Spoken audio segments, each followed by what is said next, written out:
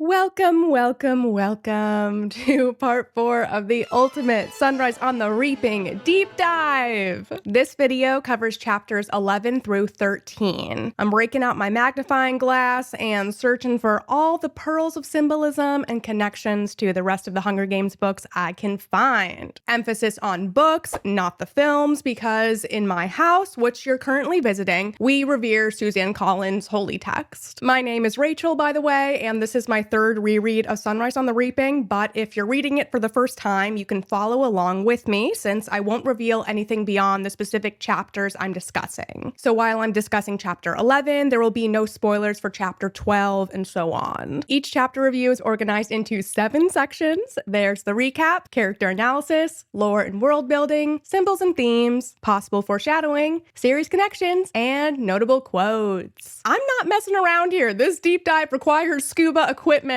And if you'd like to watch or listen to this without any interruptions, you can find the ad-free version on my Patreon, along with the option to download it as a podcast. Oh, and there is now a Catching Fire movie watch-along on the Patreon, so if you want to hear my commentary on that and the first movie, check it out. And with that, my buddies and sweethearts, let's get into it. Chapter 11, Recap. The chapter begins with the continuation of Beetee and Haymitch's midnight rendezvous to discuss drowning the computer powering the arena. Beetee had looked over the design of Sub A, the underground level of the arena, so he knows there's an extra large water tank in the northern area of it. So the plan would be to rupture the tank, which would flood the computer. To get to the tank, Haymitch would go through one of the dozens of mutt portal hatches that connect the surface of the arena to Sub A. And once he finds the tank, he'd use explosives to blast a hole in it. Beetee's son Ampert will assist Haymitch with this task, and Beetee has designed some relatively safe explosive materials to smuggle into the arena, and Haymitch will need to assemble them into a bomb and light the fuse. Good thing Haymitch has a flint striker. Wowee, things are getting nuts.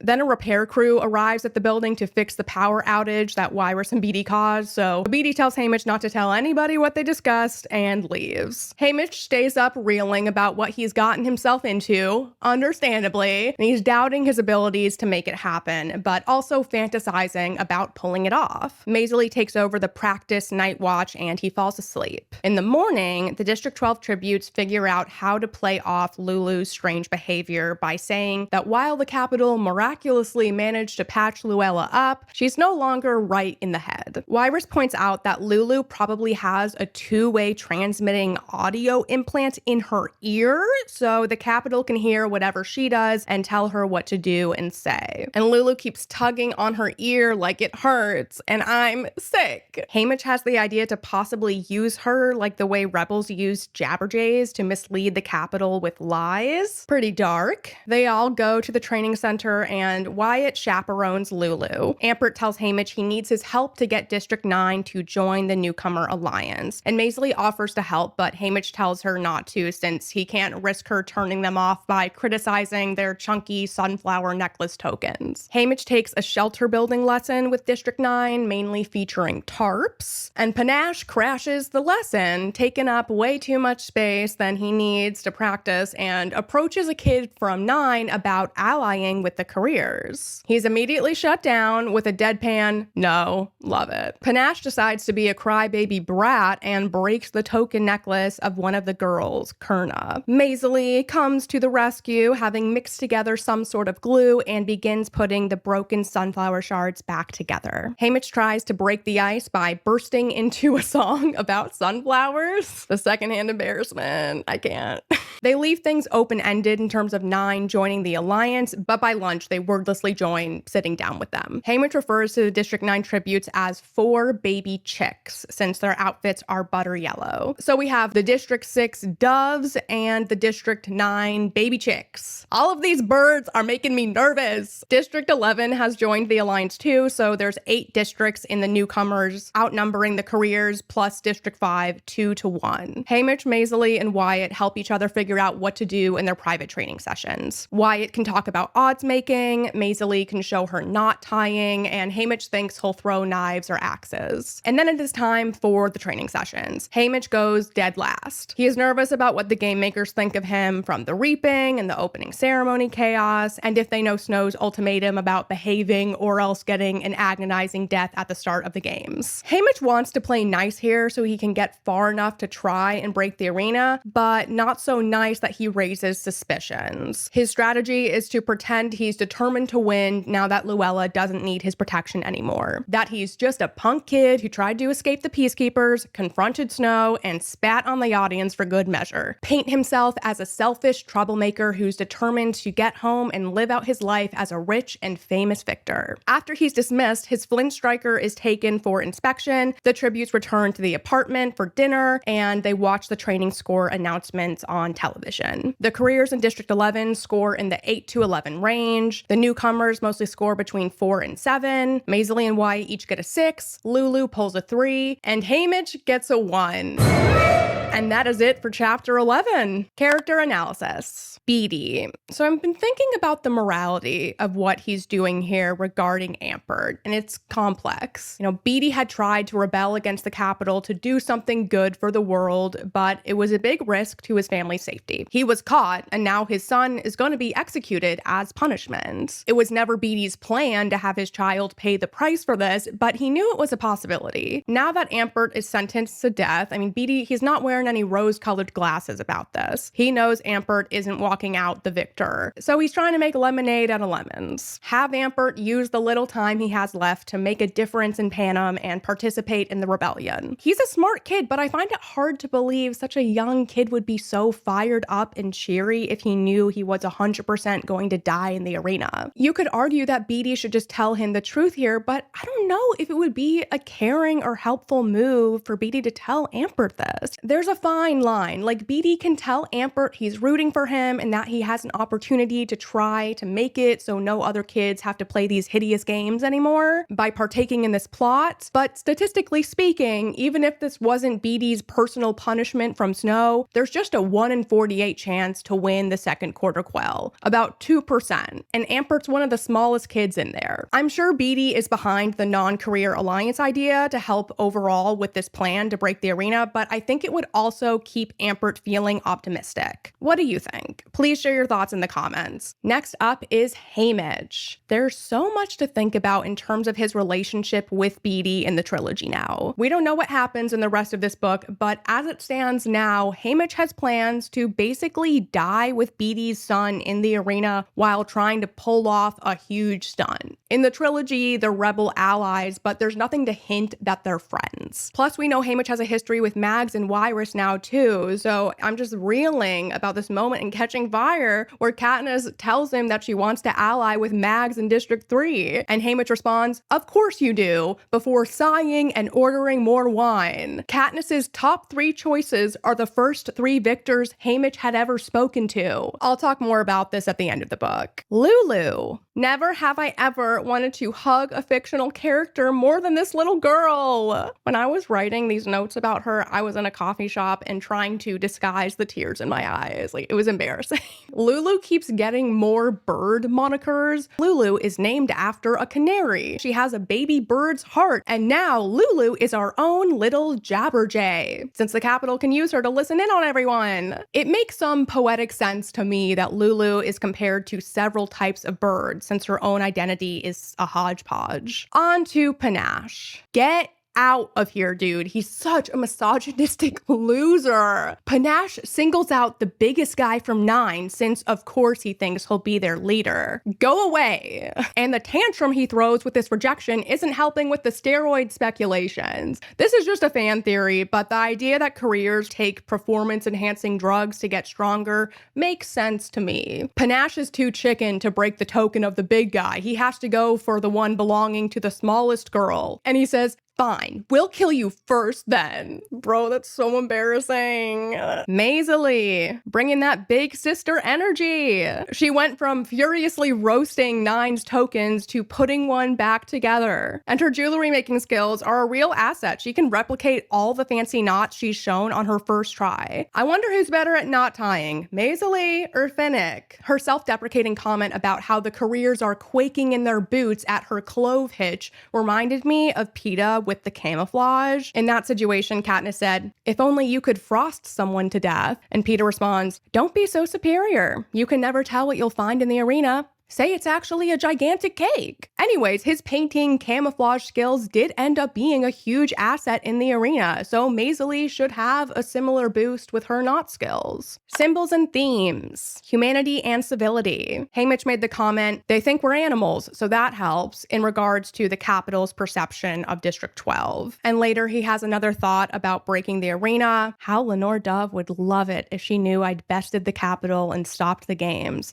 at least for a year. There's glory in that. Dignity. And if I did it using her flint striker, it'd be like we did it together. Painted a poster that no one could ignore. Outsmarted the Capitol and forced their citizens to see us as something other than mindless animals. There's been a slow shift in the human-animal comparisons in the past few chapters. Haymitch hasn't really been apathetically describing himself as an animal. Instead, he says things like Plutarch is trying to make him feel human, which is different than saying Plutarch tried to make him feel less like a district piglet or something. Haymitch not animal name calling himself is important. He's taking back some of that power. Sunflowers. A new yellow flower is featured. So where does this fit in with our dandelion of hope and our cautionary daffodil? I'd say here sunflowers represent resilience and striving for more. The doe sunflower breaks, but is repaired with outside help. The song Haymitch sang about the sunflowers is from the poem Aw, Sunflower by William Blake. The specific passage we get in the book seems to be about suffering and yearning for more out of life. Lore and world building. Education in District 12. Haymitch says here that in school he learned about the process of using explosives to mine for coal and practiced doing this with inert supplies. By Katniss's era, they still learn about coal production in school, but it doesn't sound like they get this hands-on training with explosives. She notes all the skills other tributes have from their district's industries and narrates, "I realize it's just another disadvantage the District 12 tributes have faced over the years. We don't go down in the mines until we're 18. It looks like most of the other tributes learned something about their trades early on. There are things you do in a mine that could come in handy in the games. Wielding a pick, blowing things up, give you an edge, the way my hunting did, but we learned them too late." So it sounds like they stopped doing these mock explosion demonstrations sometime after Haymitch's generation. District 12 culture. Beatty comments, "Never underestimate 12 because they think differently than the other districts and have done a better job of holding on to themselves, despite the Capitol." I'm guessing that since 12 is on the periphery of Panem, that contributed to their maintenance of their culture. The Capitol has as little to do with them as possible. Plus, at this time, they don't have any victors living in District 12, so there aren't regular interactions with the Capitol apart from dropping in for the reaping and the victory tour. And the peacekeepers there are somewhat more relaxed with the black market since the district is so poor they use it themselves. It's possible the Covey contributed to the cultural maintenance as well. There weren't many of them in 12, but they clearly had a lasting impact by way of music.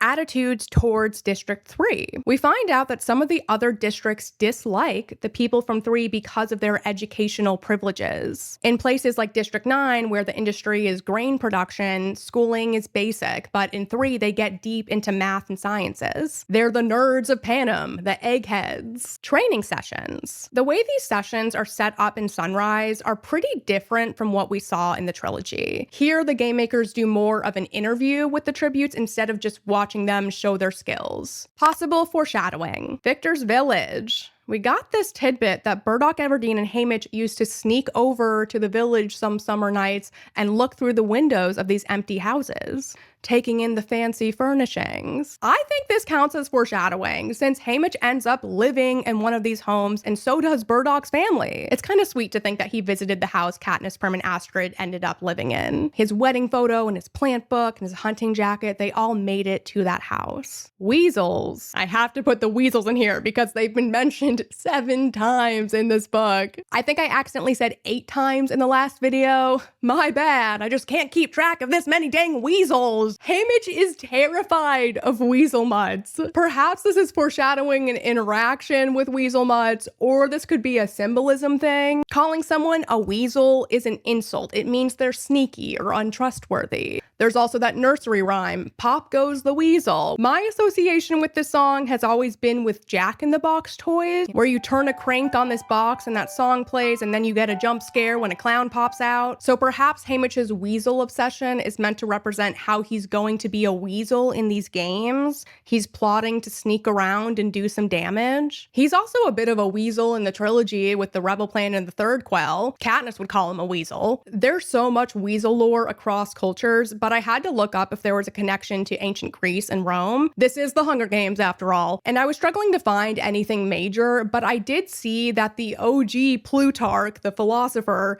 mentioned weasels being house pests in one of his essays, Symposiacs. And I'll link it in the description. Next up, Ampert's fate. Beatty says this next thing when talking about Ampert. "They reaped him to kill him, Haymitch, to punish me. I can think of no realistic scenario in which he does not die. I can only hope that his death is quick and not in vain." Heartbreaking, but also ominous. It's not a great sign when someone desperately hopes for anything. At the reaping, Haymitch thought, "It seems too much to hope that both Lenore Dove and I will escape this terror about being chosen for the games." And in regards to Luella, Haymitch thought, "I can only hope we leave this world together." We saw how all that played out, so the odds on Ampert having a quick death that's not in vain seem low. Haymitch saying he'll try and look out for Amper and do his best not to let him suffer doesn't help. Poisonous plants. We already know from the game's recap in Catching Fire, the arena will be full of poison. In this chapter of Sunrise, Haymitch notes that the edible food training station is heavy on the poisonous mushrooms, and Lulu keeps putting them in her mouth. Not a good sign. Other subtle arena foreshadowing is Haymitch saying he could throw axes for his training session, and his winning move in the recap was dodging an axe thrown at him. It bounced off the force field. Series connections. Mutt portals. We saw one of these in the first book, but we didn't know its official name. After Cato died, a hole opened up in the ground and the wolf mutts disappeared into it. Then the hole closed up. Another type of mutt portal was featured in the third quarter quell. There were a bunch of slain monkey monsters in the jungle,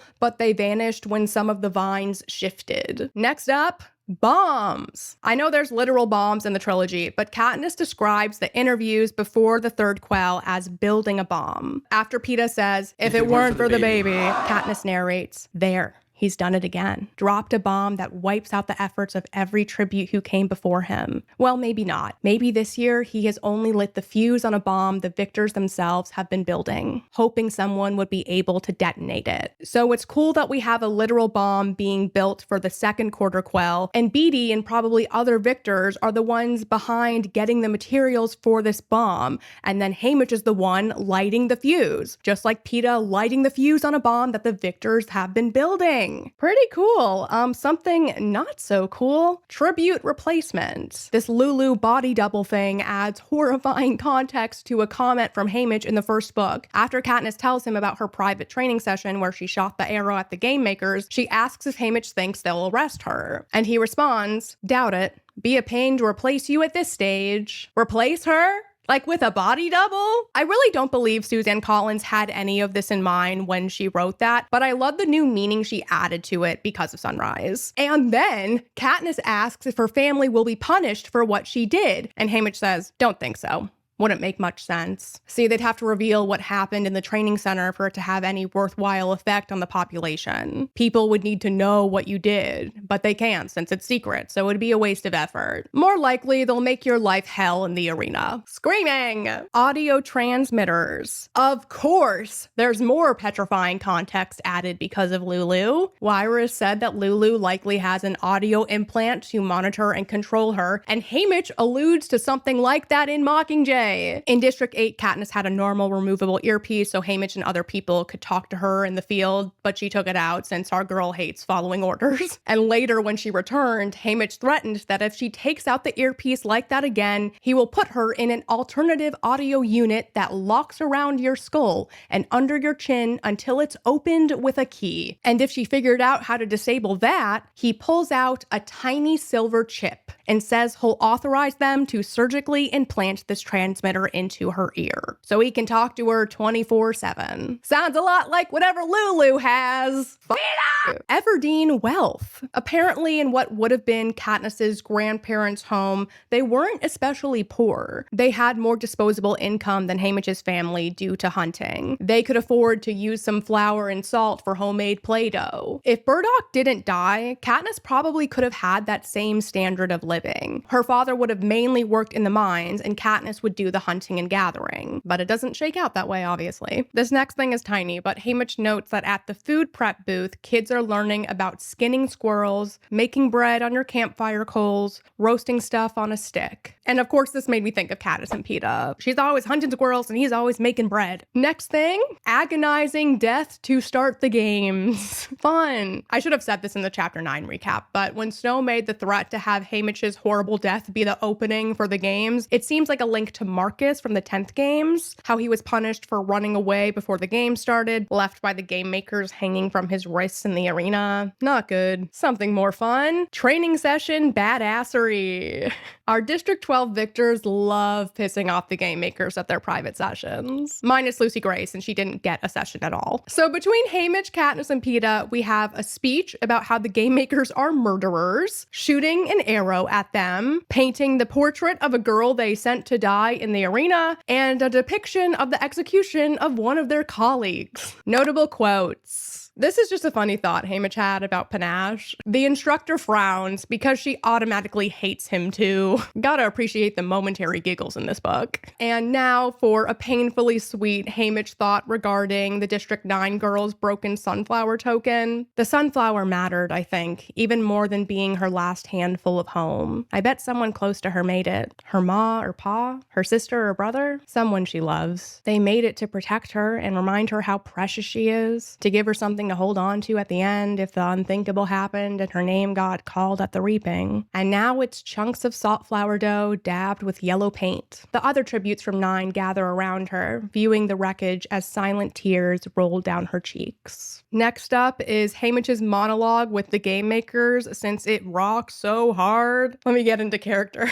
I'm Haymitch Abernathy from District 12. I shouldn't be here. I was reaped illegally, but no one cares. My neighbor, Luella McCoy, was the only person here I gave a hang about, but you killed her and brought in a body double.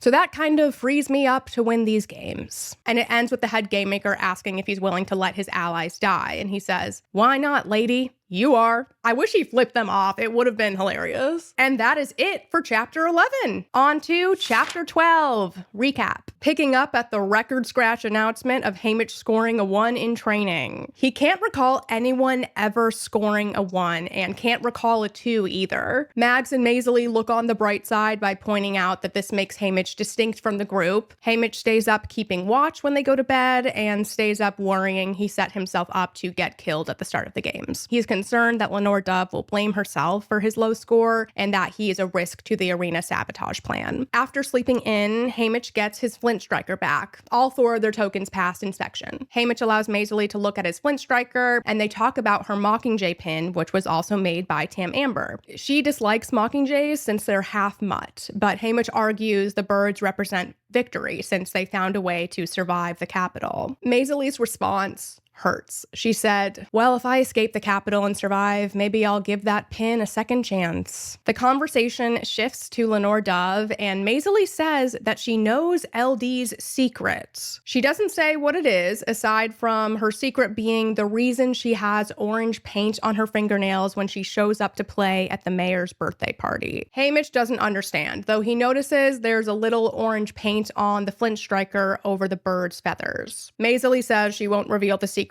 unless Haymitch has one to offer her in exchange. It turns out Maisley and Wyatt's tokens have components needed for the potato battery. Wyatt's coin is zinc, and one of Maisley's necklaces has a copper flower medallion. Good to know. The worst person ever, Drusilla, arrives to prepare them for their interviews. She tells them they're all nobodies right now except for Haymitch, so they need to make an impression at the interviews. They all take turns practicing with Drusilla. She's playing the part of Caesar Flickerman. time. Lulu just keeps saying her catchphrase about being Luella McCoy from District 12, and Drusilla starts shaking her in anger, which gets her to start screaming, "You're murdering us! You're murdering us!" Before Drusilla can slap the poor girl, Haymitch, Wyatt, and Maisie step in, and then Mags takes Lulu out of the room. Maisie sets Drusilla straight on the Luella situation. She goes, "She's dead. That's a body double. Some little girl the Capitol has tortured until she can't even remember her real name. But even she can see the obvious. You're murdering us." Drusilla is momentarily stunned, but then just says, "That's not her department," and moves on to Wyatt's interview prep. "You suck, Drusilla." Wyatt does a decent job talking about odds making and the alliances. All 48 tributes have locked into alliances before the start. Nothing like this has ever happened before. He says Haymitch and Maisie are solid bets, but he isn't. And Wyrus cuts him off after that, saying not to underrate his own intelligence. And he takes that in and says he is a good bet since he won't make dumb mistakes because he's so keenly aware of the odds. He'll appeal to sponsors who pride themselves on being smart. Maisie's mock interview turns into the roast of Drusilla Sickle, making fun of her and generally the Capitol folks for having money but bad taste in fashion. She goes, "Just a peppermint stick nightmare you are. Girl." Maisie's plan is to make people remember her not by making friends, but by being the fashion police. Then it's Haymitch's turn, and he's playing up being a bad boy. A charming, naughty rascal. Reminder, this section of the book is part 2, The Rascal. Before Haymitch can get much practice in, his prep team, Proserpina and Vitus arrive with news that Magno is sick. Apparently, he has a long-standing toad venom habit. There are psychedelic effects from some types of toad venom. It's a real thing. Drusilla is pissed, and she leaves to file a complaint with the game makers. Proserpina starts crying and calls her sister to panic about failing her class. To calm everyone down, Mag serves them strawberry ice cream. Proserpina is somewhat reassured by her sister, and then she lists all of her accomplishments. She sounds like a type A it girl. The other tributes prep teams arrive, and they all start getting ready for the interviews. The issue is that they don't have any new clothes to wear. They just have their grubby, smelly, 3-day-old training outfits. All of the prep team students are making this all about themselves. They're in tears about getting bad grades. Drusilla comes back in an even fouler mood and gets sloshed on rum. Helpful. But then someone pops out of the elevator. A young woman with lavender hair, holding hats, garment bags, and a cart of shoes. Her first words are, "Who's ready for a big, big, big day?" I'm sort of going to spoil the very first word from chapter 13, so if you're not okay with that, leave now and come back after turning to the next page. I really don't think it's a spoiler since we know that catchphrase. It's Effie Trinket! Ah! The other sections for this chapter are shorter than usual. There just wasn't a lot of reading between the lines. Character analysis. Wyatt and Lulu. I'm doing them together since I'm touching on their relationship. I really love that Wyatt is taking responsibility to care for Lulu. He hugs her and gently shushes her when she says something potentially dangerous, and when she says something the Capitol doesn't like, they blast her with noise. It must be incredibly painful because it leaves her gasping for air and crying. Her eardrum may have been damaged by it too. Her ear started bleeding. Based on Lulu shouting yes when Haymitch said he accused the game makers of murdering them, I'm wondering if she was forced to watch her parents or other people be killed. Hate that. Overall, it doesn't seem like the Capitol has a good handle on this body double brainwashing tactic. Lulu is getting more out of control by the hour. There's so many unknowns about Lulu. She was put together very quickly. She had roughly the same stature as Luella, but they had to do surgeries to her face and modifications, but I guess they can do those pretty quickly and it's not this recovery time involved. But this also raises the question, does the Capitol have other children imprisoned standing by if something like this happens? I don't think they have a body double prepared for each tribute, but I think they could have a few prisoners on call for such a thing. I don't know. Please share your theories on this. It's pretty wide open. Back to Wyatt's analysis. I'm a little confused about why he's taken on this caregiver role. We just haven't had the chance to get to know Wyatt that well. He wasn't warm with Luella, but also she didn't like him, so that would have kept him away from her. But we haven't seen him be very social aside from talking about odds making, so I'm struggling to gauge what drives him to be so sweet with Lulu. From the glimpse of his personality we were shown before Lulu showed up, I would have figured he'd keep his distance from her. I guess we'll find out more about Wyatt later. her, Maisie. So we learn she has some dirt on Lenore Dove, and LD knows it. It has to do with orange painted fingernails. In chapter 1, Haymitch noted that Lenore Dove wears an orange lip tint when she plays piano for the mayor's gatherings. So there's something there. I forgot to mention this. So far, paint in the story has always been in this context of painting your poster, leaving your mark, sending a message, fighting back against the Capitol. So I'd say, that is our clue as to what this secret is that Lenore Dove has. Anyways, Maisie is good at keeping secrets, and she likes using them for power. Wyrus. Getting a glimpse into how she was as a mentor is such a treat. I loved her pep talk to Wyatt. Don't underrate yourself, Wyatt. No other tribute can do what you just did. Play up how intelligence matters. Reference me. Say Wyrus won the games last year without shedding a drop of blood. Brains matter. And in Catching Fire, Katniss first saw her in the arena when she was covered in blood. So it's interesting she talks about not shedding a drop of blood, and then blood rained down on her in the third quarter quell. Seems intentional by Suzanne. Proserpina and Vitus. They're back and sillier than ever. I'm having fun with these two. They're always cutting each other off mid-sentence, and everything is so dramatic. If anyone else listens to the podcast Seek Treatment with Catherine Cohen and Pat Regan, I'm picturing them as these characters. The way they talk is so Cat and Pat. They're comedians. It's a fun podcast. Symbols and themes. Mockingjay/Mockingjay pin. So we get that tidbit about the pin in this chapter, and Haymitch made a comment about Mockingjays being half mutt that encapsulates their connection to Katniss. Some people think that's a victory in itself. Way they escaped the Capitol and survived. Katniss escaped the Capitol many times, and at the end, she called herself a fire mutt. She's a half mutt. She managed to hang on to Maisie's Mockingjay pin through 2 arenas and the war, and wore it when she shot coin. I won't rehash all of the Katniss Mockingjay symbolism, but I had to comment on that line from Haymitch. Lore and world building. Capital pranks.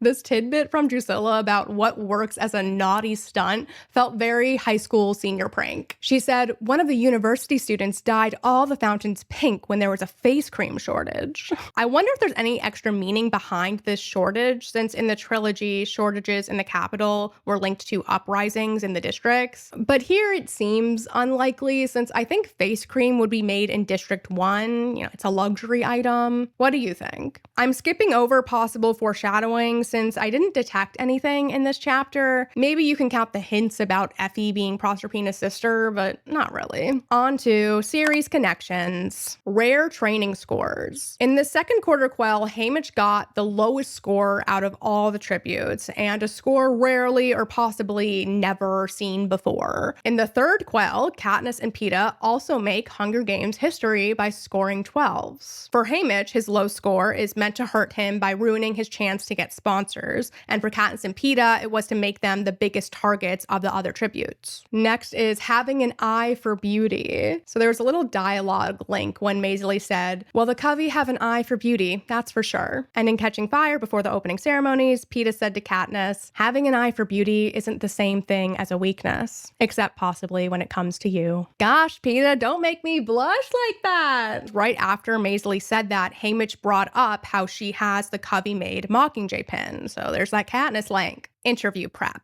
So we had this in the trilogy too, but it was set up a little different. When Katniss had her interview prep for the 74th games, it's quite a mess. She has more prep time than Haymitch had. She has 4 hours of presentation prep with Effie and another 4 hours of content prep with Haymitch. With Effie, she's practicing wearing a gown and walking in heels and having proper body language. When Haymitch sits with her, he's trying to decide what archetype she should go for. He does what Drusilla did, pretending to interview her like Caesar. Katniss actually says something here that sounds a lot like Lucy Gray's Reaping Song. In regards to Capitol sponsors, Katniss said, they're already taking my future. They can't have the things that mattered to me in the past. Reminds me of, you can't take my past, you can't take my history. Haymitch has Katniss try acting humble and do the opposite of Maisie, complimenting the audience and how fabulous the Capitol is. She's no charming naughty rascal like Haymitch. And for the 75th games, Katniss and Peeta don't have any prep. up. They just get the day to themselves. And they have a really nice time on the rooftop, and it's adorable. Notable quotes. This line is so pretty. But how will she ever know that was only a teaspoon of trouble in my river of wrong? These are Haymitch's thoughts in regards to Lenore Dove possibly blaming herself for getting him in trouble at the reaping. River of wrong is just so good. I hate that Drusilla gave me an entertaining quote. She said, so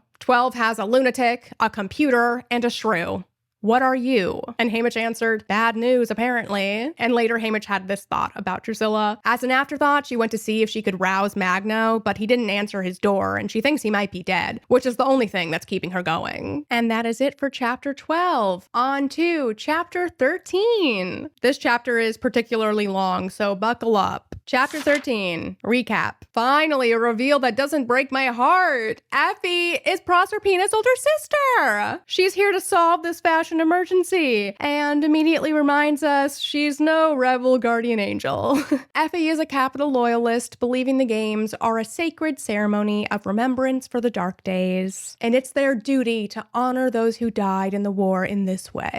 Nevertheless, she raided the closet of her great-aunt Messalina and great-uncle Silius to find outfits for the tributes. Wyatt ends up in a tuxedo, and Haymitch gets a three-piece suit with a rakish vest embroidered with cocktail glasses, the perfect bootlegger rascal look. Apparently, Haymitch's outfit has hidden compartments and extra belt loops for sporting decorative weapons. Oh, the irony. Like the Capital folks want to cosplay being in the games. This doesn't really make sense, but it makes me think of how ripped jeans are only fashionable if they're purchased already torn. Weird class dynamic hypocrisy stuff. Lulu is in a lacy black dress, quickly tailored with pins, and mazily looks like an old movie star in an off-the-shoulder velvet gown, a boa, and lacy black gloves. The looks are a success, and Drusilla can't stand to let Magno get any credit for it, so she is bringing Effie along to the interviews. Effie acts all humble about it, which seems pretty fake. She's a committed social climber.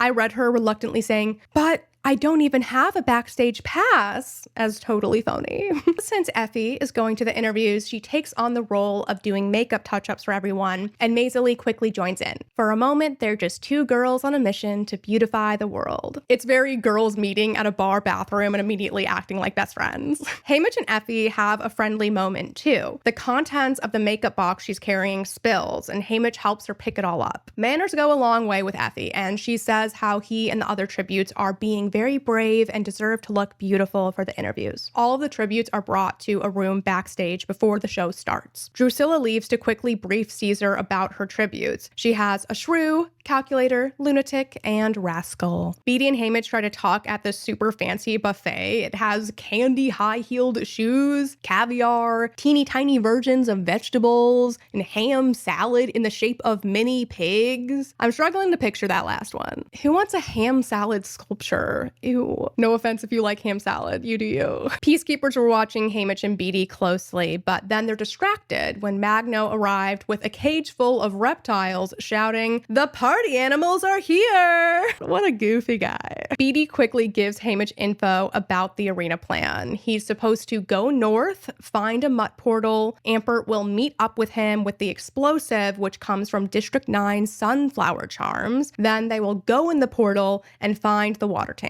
The necklace mazily made for Ampert has been revamped. The cord is now a fuse, and there's a blasting cap hidden in the weave. There's clearly an undercover rebel working in the capital, smuggling all of this in. The District 9 tributes don't know that their sunflowers have been swapped out for explosives, so the plan is to snatch a necklace or two off of their dead bodies. Beetee is about to tell Haymitch that in the event Ampert doesn't show up with the explosive, something else has been swapped in, but he's cut off before he can say what it is when District 6 walks over. So that's a mystery. Welly starts talking about the plan for all the newcomers to band together, and Haymitch tries to convince her and the rest of the allies to stay away from him since the game makers might especially target him. Welly really trusts and believes in him, so she's disappointed and pushing back. Turns out Magno brought a 6-foot snake, and Lulu shockingly is eager to wear it around her shoulders like a scarf. She is feeling herself with this snake, waving it around and hissing at the other tributes. She loves it. Wyatt continues to be her friendly escort through this. And then it's time for the interviews with everybody's favorite host, Caesar Flickerman. I hear this in the Saturday Night Live announcer's voice. Caesar does a whole segment on the history of the games. I'll get more into that in the lore and world building section. The interviews kick off with 6-foot-tall Silka from District 1. She has a typical career interview, confident and composed. Panache, on the other hand, gets totally screwed over by Caesar. Never thought I'd feel bad for the guy who was thrusting his privates at people in the locker room, but here we are. Caesar is turned off by Panache's arrogance, so he makes him look like a humongous idiot and the crowd laughs him off the stage. It's bad. Caesar is abominable here. I have to read this. They show shots of people overcome with hilarity, tears streaming down their cheeks, gasping for breath. Caesar pretends he's trying to continue his questions, then jumps back every time Panache looks at him, mugging in terror for the camera. After that, the careers from 1 and 2 struggle to be taken seriously. They're laughed at whenever they bring up their strength. District 3 introduces the Newcomer Alliance, speaking highly of each individual that's part of it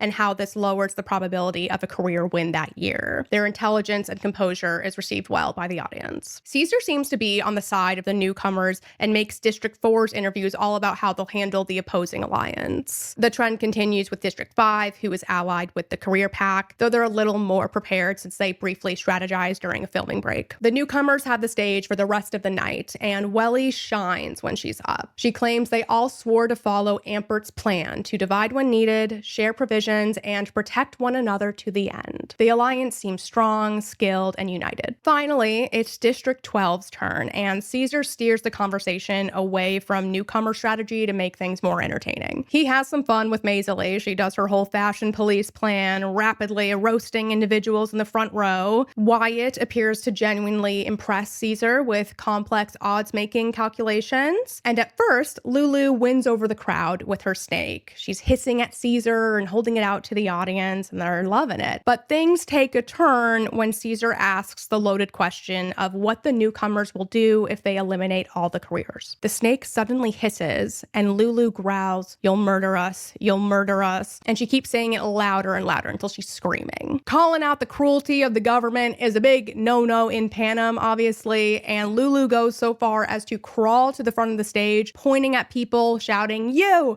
You!" And then suddenly she appears to faint, but it has to be from game makers drugging her through her pump. And she's carried away by Wyatt. So scary that they can do this to her. Haymitch has the last interview of the night. It opens with the same soundbite Katniss and Peeta watched in the recap of Haymitch's games about the tributes being 100% as stupid as usual. He put a lot of thought into this answer. He needed to make a lasting impression, and he channels Woodbine Chance's rascal attitude. He piles on to the whole careers are stupid theme of the night and puts a positive spin on his low training score since it shows he's brave enough to piss off the game makers. Haymitch is working the audience. They think he's a real hoot. He even makes a joke about making his own moonshine and delivering white liquor to the peacekeepers. Caesar gives him a solid endorsement at the end, calling him a real rascal, and says, "May the odds be ever in his favor." And half the crowd gave Haymitch a standing ovation. After the interviews, Team 12 is about to head back to the apartment, but Plutarch stops them, suggesting they go to his house for extra footage and a proper photo shoot. And plot twist, Magno and Drusilla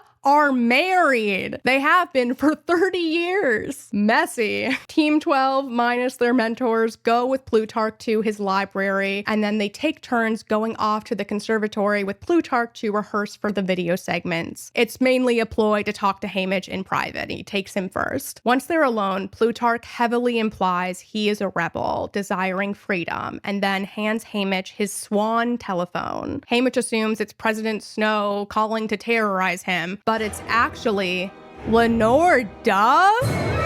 End of chapter 13. Finally. I know we still have to get through all the other sections, but I'm embarrassed to tell you how long I spent writing notes for this chapter. Character analysis. Haymitch. It's so cool we get to see him meet Effie for the first time. His initial impression of her is that she's another propaganda-eating Capitol head, but she's not mean, just clueless. He appreciates what she's doing for him at this moment, and he can't help but be polite with her. It honestly makes me sad to think of how Haymitch would react to the same situation with the spilled makeup, like when he's in the trilogy. I think he'd just walk away. He wouldn't stop to help. His working relationship with Effie was pretty strained. She becomes so disappointed in him as a person and mentor. It hurts my heart that she saw him change. Moving on to this awful irony of him introducing himself on the world stage as a bootlegger, and then as a mentor, he's known as the District 12 drunk. Another ironic element in this interview was Haymitch's perspective on Woodbine. He thinks about how he was too young to be considered a real danger yet, but certainly a rascal. Yes, it sounds like growing up, Woodbine was a likable rascal, but clearly from what happened at the Reaping, he's more than that. He's a rebel. He was a real danger. He was killed because what he did threatened the status quo. And Haymitch disregards that here. I think it's because he hasn't fully accepted his own rebelliousness yet. So the irony is Haymitch is pretending not to be a rebel by emulating someone who was killed for rebelling, who would have been sitting where Haymitch sits if he hadn't been such a rebel. But he's telling himself Woodbine is only a little rascal. There's some Olympic level mental gymnastics going on. Couple more things to add on Haymitch. He made a subtle nod to Maisley's phrase of special kind of vicious in his interview. He says special kind of trouble. Cute. And when they're at Plutarch's, Effie pins a flower on him that came out of a replica of the golden staircase eagle thing. Remember I said back in part 3 this symbolized rebellion and overthrowing the government? So I interpreted this flower pinning as Haymitch getting more enmeshed in the ongoing rebellion. And it's interesting Effie is the one pinning it on him. She isn't a rebel, but through the trilogy,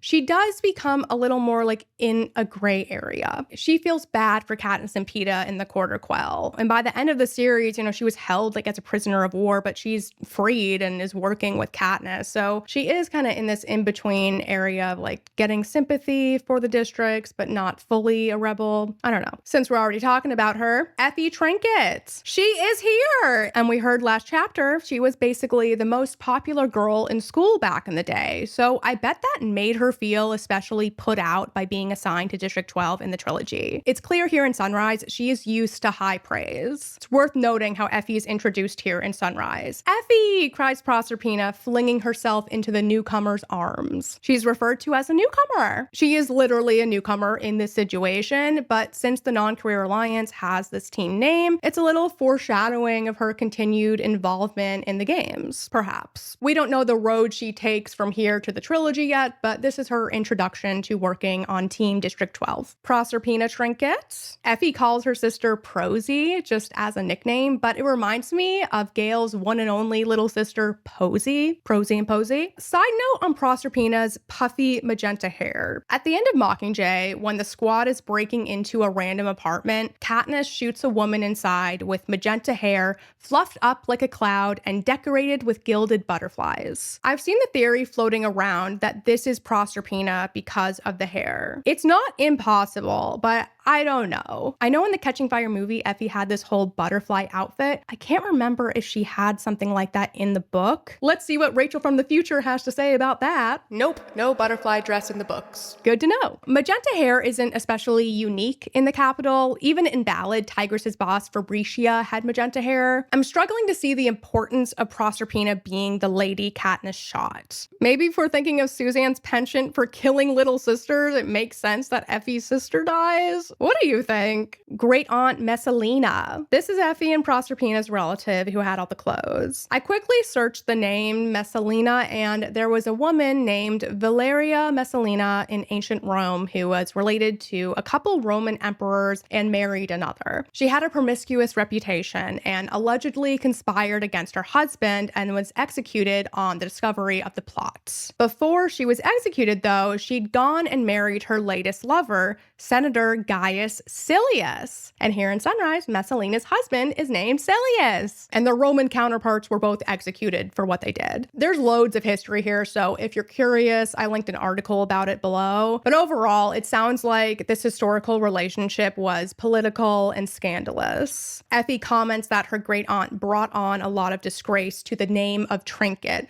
which will take years to recover from. We don't know exactly what this means, but apparently there's a lot of stories about Messalina, and even Effie isn't sure which rumors are true. One of the tops Effie brought looked like it had a blood stain, so perhaps what they did to disgrace the family was connected to some lifeless bodies. That's what Hamish pondered. I've seen this theories that this means they were cannibals, like back during the Dark Days. Maybe, or they could have just killed people another way. I don't know. The cannibalism would make sense. Maisie. This moment of camaraderie between her and Effie was cute but devastating, since it's probably the last time Maisie gets to do something normal. She clearly enjoys fashion and makeup, and after this night at the interviews, she'll be tossed into the arena to die. I imagine she spent time with Marilee and Astrid, giving each other little makeovers for fun. It's also somewhat of a shining moment for Effie if the bar is on the floor. Like, she treats Maisie like a peer here, agreeing with her makeup choices for Lulu and giving her something to use for mascara smudges. Next up is Welly. I really have nothing to say about this dove except that everything she says and does makes me want to cry. She has eyes full of trust and her face falls when Hamish tells her that he's not going to be by her side, and she seems so sweet. Doing a 180 to Drusilla. She's becoming more tolerable now that her malice is directed against her husband Magno instead of the tributes. Her hatred for him runs deep. She claims they didn't divorce because of taxes, but no one really knows. It was funny when she was cheering on the peacekeepers to take Magno down with the snake. Caesar Flickerman. So this is the same Caesar from the trilogy. He'd been hosting the games for over 40 years, according to Katniss, so since before maybe the 34th games. Here at the second quarter quell, he's wearing his same dark blue suit with tiny light bulbs, and his ever-changing hair and makeup is deep pine forest green. He enters the stage from the ceiling, perched on a crescent moon, shooting stars behind him. This just makes me think of the DreamWorks logo, fishing on the moon. Anyways, Caesar wasn't a good guy in the trilogy, but he was known for being helpful to the tributes in their interviews. Katniss noted, he really does his best to make the tributes shine. He's friendly, tries to set the nervous ones at ease, laughs at lame jokes, and can turn a weak response into a memorable one by the way he reacts. But we're seeing a different side of Caesar at the 50th games. Caesar picks and chooses when he wants to advocate for the tribute or even just be fair with them. Caesar has no problem using his influence to put Panache on blast and severely damage his sponsorship opportunities. It's easy to forget how much power Caesar holds. The way he conducts an interview can be the difference between life and death in the arena. Straight up. Perhaps in later years, Caesar was given tighter guardrails to reduce his impact, just told to make everyone look as decent as possible in this phase. And it's up to the tributes and their teams to shape their image. I imagine the game makers didn't want Caesar to have so much control. The comment that inspired Caesar to bash Panache is telling. Ooh, bash Panache? Panache said, "I'm all meat, little man," paired with a patronizing pat on the head. It's definitely a jerk move from Panache, but it's truly pathetic that Caesar, a grown man and one of the most famous people in the country, felt so anguished at being called a little man by a teenager basically on death row. Hamish even says, you can see the cut landing with Caesar, but he lives for this stuff. He enjoys messing with tributes. Only a little man would have such a fragile ego. Symbols and themes. Once again, Mockingjays. This has a series connections element to it, but it's mainly a symbol. So Effie removes a broken feather from Maisie's boa, and this reminds me of a moment with Gale and Katniss in Mockingjay. They're in District 2 and plucking the feathers out of a goose, and at one point, Gale pulls a feather out of Katniss's hair, and this was a subtle symbol of his rejection of how she's changed since the games, and then became the Mockingjay. Not the same meeting here with Effie and Maisie, but I think it is a little nod nod to Maisie's connection to Katniss via the Mockingjay pin. Katniss wouldn't have gotten her Mockingjay title if it weren't for Maisie's pin. Across the series, all of the female tributes we meet from District 12 are linked to birds, mainly mockingjays. Lucy Gray was more generally called a songbird by Snow in Ballad, but here in Sunrise, when he was ranting to Haymitch about Cubby Girls, he says, like she's delightful to look at, swishes around in bright colors, and sings like a mockingjay. He's referring to Lucy Gray here. I know I've said this next part already, but Luella reminds Haymitch of a dead mockingjay chick with a broken little bird body, and he calls Lulu a jabberjay, and Maisie's link is being the owner of the Mockingjay pin and now having this feather plucking moment. It sounds like this is a black feather since her whole outfit is black. Mockingjays are mostly blackish blue with a little white, and it's specifically a broken feather too, and we know she dies, so that fits symbolically. Broken little bird body, broken feather. And Maisie's cause of death, according to Catching Fire, was a mutt bird attack. There's so much bird stuff in Sunrise, it's a little overwhelming. We had the swan phone too, and Astrid was called a swan. Swans are linked to love, and I don't know, like a swan song, isn't that like your last go, your last song? I'm sure I'll talk more about the swan phone in the next part. Snakes. We have this humongous snake from Magno here, and in this series, snakes are associated with President Snow and poison, but also with surviving through cunningness and duplicity. Snow and Lucy Gray both have snake traits. She said it best, there's that natural goodness built into human beings. You know when you've stepped across the line into evil, and it's your life's challenge to try and stay on the right side of that line. The Capitol created the wretched rainbow snake mutts that were full of poison and Ballad, and the unnatural, uncorrupted snakes we saw in the districts weren't venomous. So how does this tie into Magno's snake and Lulu immediately stepping towards it, extending her hands and saying, mine? This snake appears to be normal, not a mutt, and it doesn't harm anyone. I don't think Lulu was directed through her earpiece to get the snake since she's so calm about it. I think she was drawn to it because she felt it could protect her and made her feel brave. Haymitch noted, the snake seems to have given Lulu a sense of power. If she's from District 11, like Mags and Wyra suggested, that means she worked in the fields where there were likely snakes. Maybe she had snake friends like Lucy Gray and it reminded her of home. Lucy Gray also used snakes to fight back against people who wanted to hurt her and subvert the Capitol. She set one on Mayfair as revenge for the reaping. She utilized the rainbow mutt snakes designed to kill her as a weapon against another tribute, and as a diversion against Snow when he was hunting her in the woods. She was a snake charmer for actual snakes and for the snake like Snow. Perhaps we'll see Lulu do something in this realm. If we think of her as a half mutt made by the Capitol, she could be a means of revenge against them and Snow in particular. You could also argue the way drugs are pumped into her is like the Capitol poisoning her, giving her their venom. But Lulu has no issue with the snake. She seems to be a snake charmer. It's wrapped around her shoulders and looped at her neck. I see the neck thing as her voice being silenced and that there is still danger to her despite her confidence holding the snake. And the snake's head lays on the back of her hand, and she has some power right now. You know, it's hissing at imposing tributes. It's also a female snake. I mean, Magno called it a herb, which makes it feel less nefarious to me. Like it has more Lucy Gray energy. Magno even kisses it on the mouth, so it's a pretty docile snake. Okay, and I'm sorry, but I can't not say that I didn't think of Britney Spears singing Slave for You at the VMAs with the snake wrapped around her. And you could argue the song sort of fits in here with the Lulu situation. It's a very sensual song, but its title and the way it was used later on in the Free Britney movement ties into Lulu being held hostage as a body double. Do you think Collins intended a link to Britney here? I want to say no, but it's such an iconic moment in pop culture. I doubt she was oblivious to the fact that people would make this connection. And I know Britney didn't invent the idea of carrying around snakes, but like it was such a big moment, at least here in the States. Please share your thoughts. Humanity and civility. Got a big human-animal comparison from Haymitch regarding Panache's humiliation. The Capitol citizens lose it, and so do I, until I remember the joke's not just on Panache. It's on all of us stupid, clawed district piglets. Animals for their entertainment. Expendable for their pleasure. Too dumb to deserve to live. We also have the rest of the tributes from District 1 and 2 seem to realize they're in danger of being classified as stupid beasts too. Lore and world building. Capital fashion. According to Effie, at the time of the 50th Games, all the war era styles are back in fashion, which includes a lot of black clothes due to all the funerals when it was first in fashion. Next up is broadcast delays. Interesting piece of info here that unlike the Reapings, where there's a 5-minute delay, there is none for the tribute interviews. The Capitol isn't concerned about the people in the audience doing anything rebellious,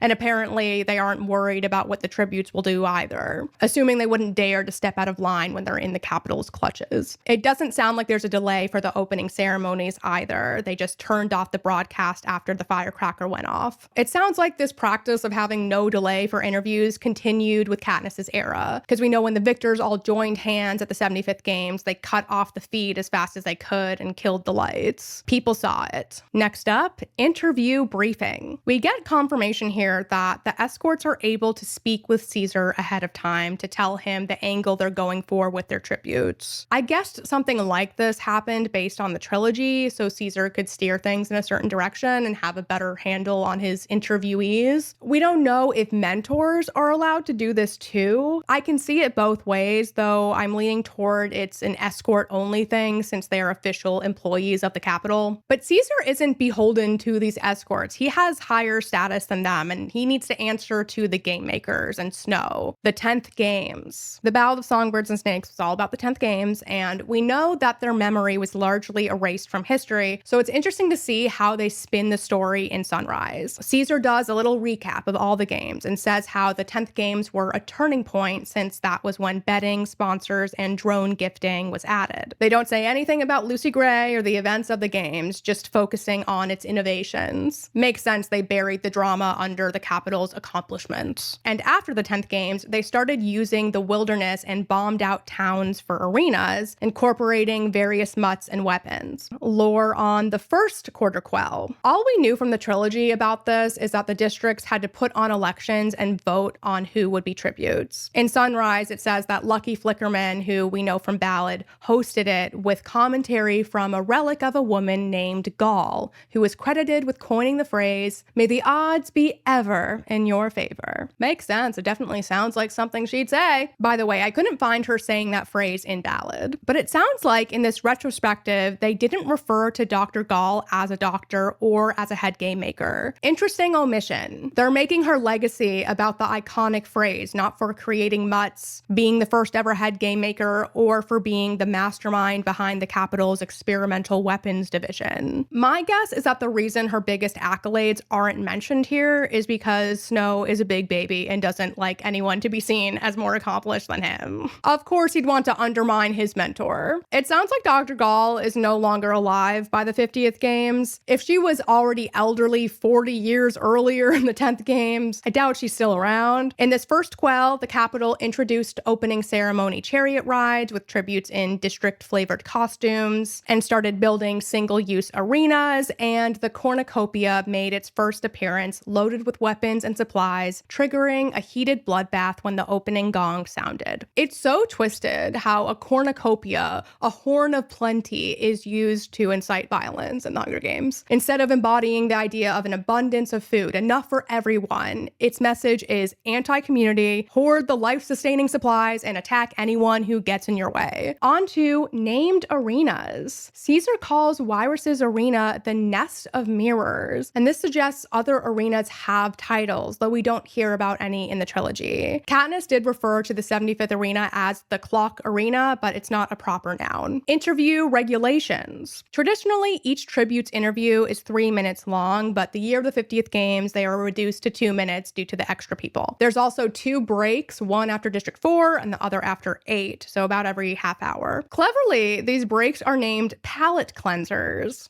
since they're the Hunger Games, and a palate cleanser is something you eat or drink between courses. It's a refresher. During these breaks, they show videos about the fashion trends and mutt highlights from games past. Also, this year, tributes wait backstage in the green room until their interview, and they return to it after, versus in the trilogy, they all sit on stage the whole time. There's a lot of people this year, so it makes sense they're not all on stage, but maybe that wasn't a thing at all yet. Like maybe they were always in green rooms. Possible foreshadowing. Now that we know the arena plan, I'm looking for foreshadowing of how it'll pan out.